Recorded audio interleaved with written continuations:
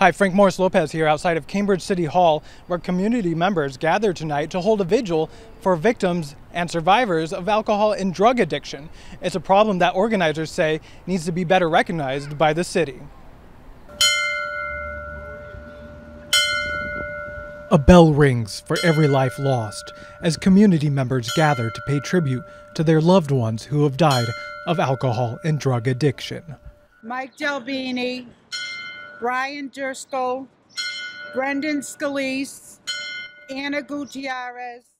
The vigil is perhaps most meaningful to its organizer, Pat Medeiros, who knows all too well the hardships addiction can bring a family.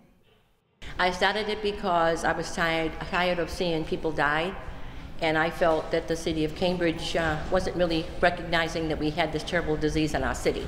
So I thought if I did the vigils, that it would wake them up and say, we have a serious problem here. A serious problem that ultimately took the life of her daughter, Bernadine, who succumbed to heroin after a 20-year addiction.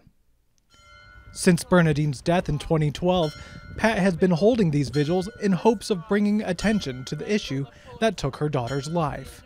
It's an issue she's also seen plague the greater Cambridge community. Debbie Morrison is a supporter of Pat's and a member of Medford Overcoming Addiction.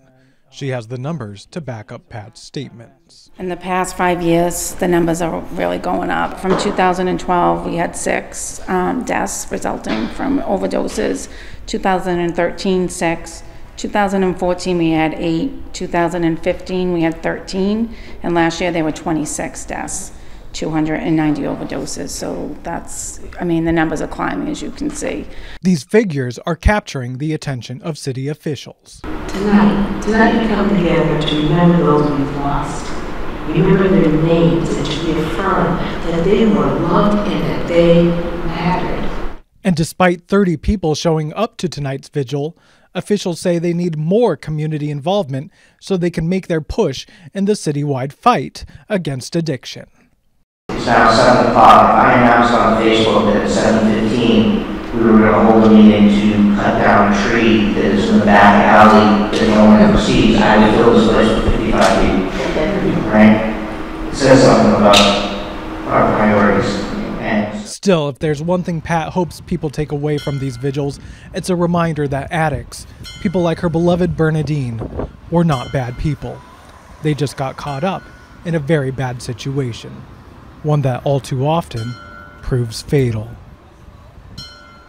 My daughter didn't wake up and say, hey Mom, I'm going to be an addict for 20 years. She was a good mom. She was a loving mom. She was a good mother to her children. She was a good person. She'd give you the shirt off her back. But when she got into this darkness, she couldn't get out of it. So before tonight's vigil, I had spoken with Pat Medeiros, the organizer of Cambridge Overcoming Addiction, by phone. And one thing she told me was that while these events are often somber and have been called depressing, they are needed to raise awareness and hopefully save a few lives. Reporting from outside of Cambridge City Hall, I'm Frank Morris Lopez, Neighbor Media, CCTV.